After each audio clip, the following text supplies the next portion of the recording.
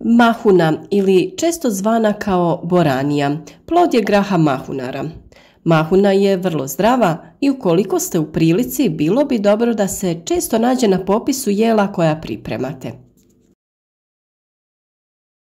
Upravo iz tog razloga što je vrlo zdrava i jako ukusna, mi smo je ove godine sijali čak 3 puta, a ovih dana ćemo to učiniti ponovno, a još uvijek nije kasno da i vi to učinite. U današnjem videu ćemo govoriti o uzgoju mahune ili boranije, uslovima koji su za to potrebni i kako da ju imate dostupnu kroz cijelu sezonu. A za početak samo želim pozvati sve vas koji ste možda novi na našem kanalu da zapratite naš kanal i da podržite naš rad. Razgledajte i vidite kakve sve savjete nudimo, koliko tema smo do sada obradili i vjerujem da ćete pronaći nešto korisno. A kada se radi o mahuni, postoji nekoliko sorti. Neke sorte su dobre za konzumaciju sa stapkama, kod nekih se vadi i kuha samo zrnje, dok su druge bolje za sušenje zrna koje se kasnije koristi za kuhanje. Sorte mahuna razlikujemo i po obliku. Neke su šire, neke uže, valjkaste ili plosnate, kraće ili duže. A kada je u pitanju boja, razlikujemo mahune tamnije ili svjetlije zelene boje, zelene sa crvenim ili ljubičastim mrljama, svjetlo žute mahune i sl. A kada se spomene uzgoj mahuna, kod nas se prvo pomisli na mlade zelene mahune, iako se dosta često konzumiraju i druge vrste. Sama mahuna ili grah mahunar pripada porodici mahunarki i iz istog je roda kao i grah, samo što pripadaju različitim sortama. Za mahune se uzgajaju sorte od kojih se u poluzrelom stanju dobiju jestive sočne mahune sa poluzrelim zrnjem. A grah i mahune se zbog svojih nutrijenata smatraju jednim od najvećih i najvrijednijih izvora biljnih proteina u ljudskoj prehrani. Najpoznatije mahunarke su grašak, grah, bob, leća, slanutak, kikiriki, badem, rogač, soja, pa čak i djetelina i piskavica, a razlikujemo niske i visoke sorte mahuna. Mi smo ove godine uzgajali i nisku i visoku sortu. Stabljike mahuna mogu narasti od 60 pa do 130 cm u visinu, ovisno o sorti koja se uzgaja. Cvjetovi mahune najčešće su ljubičasti ili bijeli, a karakteristike mahune i ploda u njoj također se razlikuju ovisno o sorti. Mahunarke imaju vretenast, vrlo razgranat korijen prepun sitnih korijenovih dlačica. Mahuna se u istom plodoredu uzgaja svake 4 godine, a dobri susjedi su joj paradajz i paprika, jer mahune opskrbljuju tlo dušikom koji je potreban ovim biljkama. Sadnja mahuna najranije se može obavljati krajem aprila, ali najčešće se obavlja sredinom juna. Sa pripremom tla započinje se u jesen, a obavlja se oranje na dubini od 30 cm. Za uzgoj mahuna idealna su rahla i mrvičasta tla, pH vrijednosti između 6,5 i 7,5. Na svim tlima koja su kiselija od toga treba provesti kalcifikaciju. Za gnojidbu mahuna uglavnom se koriste organska i mineralna gnojiva. Mahuna ne treba puno dušičnog gnojiva osim na početku razvoja, jer bi kao posljedicu mogli imati biljku koja ima jaku zelenu masu, a malo ili nikako plodova. Za osnovnu gnojidbu potrebno je oko 500 do 600 kg MPK gnojiva omjera 1:14:21. Prva sjetva mahuna se obavlja kada temperatura tla dosegne 10 stepeni, u proljeće ili rano ljeto, ovisno o tome radi li se o mediteranskoj ili kontinentalnoj klimi.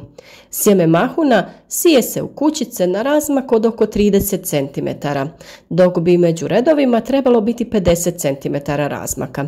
Naravno, vi možete ići i na cik-cak metodu, tako što ćete raditi različite razmake između dva reda. Dubina sjetve je 5 cm, a u svaku kućicu stavljamo najmanje 2, a najviše 5 zrna. Nakon rane sjetve preporučuje se prekriti zemlju mekom tkaninom kako bi bila zaštićena od neplaniranih hladnoća, a tako će se ujedno zaštititi i prve mlade biljke. A metoda koju mi najčešće koristimo jeste malčiranje, to jest dodavanje nekog prirodnog materijala. Mi smo ovaj put koristili slamu. Za uspješan uzgoj mahuna potrebno je dosta topline. Optimalna temperatura zraka za vrijeme sjetve jeste između 20 i 23 stepena, a u fazi vegetacije od 18 do 25 stepeni. U vrijeme cvjetanja temperatura ne bi smjela prelaziti 30 stepeni, jer velike vrućine otežavaju oplodnju i zametanje plodova. Kada je u pitanju voda, mahune imaju umjerene zahtjeve. Mahune treba redovito navodnjavati, a tlo u kojem ih uzgajamo mora biti dobro drenirano i vodopropusno kako se voda ne bi zadržavala oko korijena i uzrokovala razvoj bolesti i truljenje. Nasad se navodnjava natapanjem jer se kišenjem može potaknuti razvoj raznih bolesti, osobito onih bakterijskih. Nasad boranije također treba nekoliko puta okopati kako bi se razbila pokorica i osigurao bolji protok vode. Uz to treba obavljati i plijevenje, odnosno uništavanje korova. A pošto je mahuna biljka penjačica, za rasiju je potrebno osigurati mrežu ili kolce, visoke barem 2 metra, i to za svaku biljku posebno. Mahuna je najpodložnija napadima bolesti pred početak i za vrijeme cvjetanja.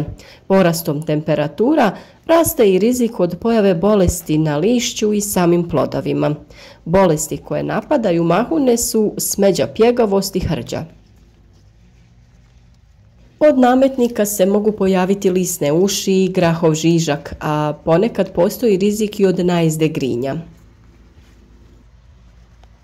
A s obzirom na to da se mahune razvijaju tokom visokih temperatura, za zaštitu od gljivičnih oboljenja ne smiju se koristiti bakreni fungicidi.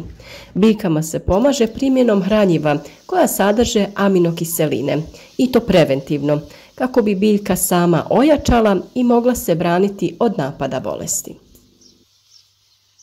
S obzirom da su vrlo visoke temperature, najprikladnije se činilo postaviti malč oko mahuna. Mi smo stavili slamu u jednom tankom sloju i tako smo zadržali vlagu oko biljaka, te su one vrlo brzo napredovale. Ove godine malčiranje je bilo ključno u uzgoju mahuna i upravo zato smo se odvažili da čak 3 puta posijemo ovu biljku. Najbolje su nam se pokazale niske sorte mahuna ove godine jer su one malo otpornije na ove visoke temperature, a što se tiče visokih sorti, one su pustile samo zelenu masu, a cvijet je izostao. Naravno, nedostatak cvjetanja mahuna, to jest boranije, je posebna tema i o tome slijedi video u narednim danima. Ukoliko ste i vi imali taj problem ove godine pri uzgoju visoke boranije, ostanite s nama i pratite videe koje objavljujemo u narednim danima. Jednostavan trik kako bi kroz cijelu sezonu brali svježe mahune, to jest boraniju, jeste da ju sijete u različitim terminima. Mi smo već nakon 20 dana od prve sjetve ponovno posijali boraniju. Vrlo je bitno da joj pružite dovoljno vode, da stavite malč oko biljaka kako bi one neprestano imale izvor vlage, te da ju zaštitite od sunca, ukoliko ste u mogućnosti da posijete boraniju i za neke druge malo višlje biljke ili da postavite neku zasjenu. Na taj način ćete sebi osigurati da vam boranija stalno cvjetaje, jer visoke temperature za to nisu pogodne. Nakon što smo sa prvih biljaka pobrali plodove, ove druge su već krenule sa cvjetanjem. Naravno, još uvijek nije kasno da posijete ponovno sjeme boranije, tako da ćemo mi ovih dana posijati još jedan ciklus. Nakon što smo pobrali 3 ciklusa boranije, nadamo se da će i taj 4. stići prije zahlađenja i mrazeva. Berba mahuna obavlja se onda kada su mahune tehnološki zrele, a stupanj zrelosti određuje se prema razvijenosti zrna unutar mahune. Najčešće je to vrijeme od 50 do 70 dana nakon sjetve. Mahune su jako zdrava namirnica i sadrže vrlo malo kalorija, malu količinu masti i niti malo kolesterola. S druge strane sadrže veliki postotak vitamina, minerala i vlakana. O svim dobrobitima ove biljke naravno biti će poseban video jer one zaslužuju posebnu pažnju. Vjerujem da su ovo sve razlozi da ih uvrstite u vašu prehranu i da ih kroz cijelu sezonu uzgajate upravo u vašem vrtu.